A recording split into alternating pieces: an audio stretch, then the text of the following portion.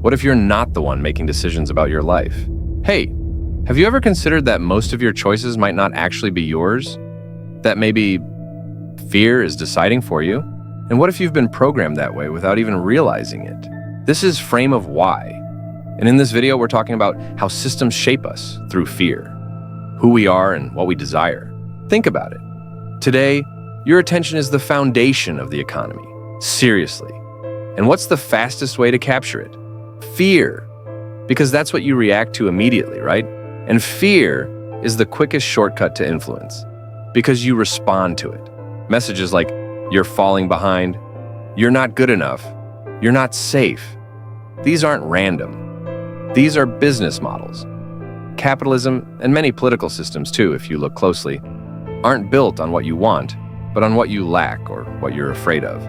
And here's the simple reason why. Fear makes money. Safety doesn't. Have you noticed how the news throws in breaking news? What you need to fear today? Disasters, conflicts, scandals. But why do we watch them? Not because we enjoy them, but because we can't not watch. They pull us in. And then there are the social platforms, TikTok, YouTube, Instagram, constantly pushing, watch this now, or miss out. Algorithms don't measure what genuinely interests you. They measure what triggers an instant reaction from you. Those clicks aren't driven by curiosity.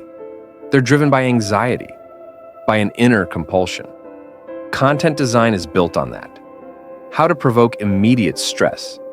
This isn't information anymore. It's adrenaline delivery. And if you react to fear often enough, the system learns this is who you are. And the worst part? Eventually, you start to believe it too. Ads haven't told you to buy something in a long time. They say, if you don't buy this, something's wrong with you. That's the real message being pushed. They don't just sell. They tell you what to fear. Your wrinkles, your body odor, your social status. The question, am I enough? Isn't coming from inside you. It's being fed to you from outside. Your body, your clothes, your home, they're not shaped by what you want, but by a fear that you're not good enough. And social media reinforces this. If you're not visible, you're invisible. If you're not perfect, you're worthless. And sure, fear doesn't always paralyze. Sometimes it motivates, but not always in a good direction. Because more and more, you start to present yourself as someone who meets the expectations, even if that's not who you really are. And what about politics? There, fear isn't a mistake. It's a tool, a strategy. Think about it. The favorite line in modern political campaigns is, we'll protect you. But protect you from what? And who decides what's dangerous? The other side is always dangerous, right? Anyone who thinks differently is suspicious. But the promise of safety costs some freedom. Some people sense this, others don't. We don't all perceive it the same way. And that's exactly what makes it a powerful tool of control. Because the more polarized we are, the easier it is to manage the crowd.